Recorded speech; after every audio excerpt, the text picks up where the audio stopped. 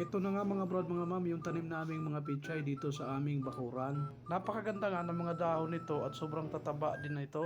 Ang pinakaunang sikreto nga pala ng mga pichay natin kaya mabilis itong lumaki ay dapat laging nadidiligan ito. Ang ginagamit nga namin pampataba dito sa aming mga pichay ay organic lamang at si mama nga ang gumagawa nito. DIY nga lang ito ni mama at sariling mix niya ito. Pinagsasama-sama nga ni mama ang mga nabubulok na gulay at prutas sa kanyang DIY na organic na ito.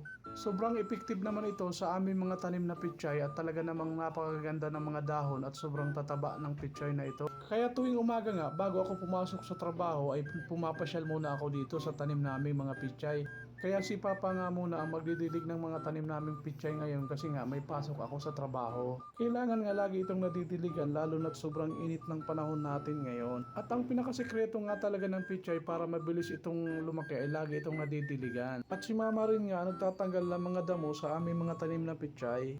Hanggang dito na lang muna ang vlog natin mga brad mga ma'am. Salamat!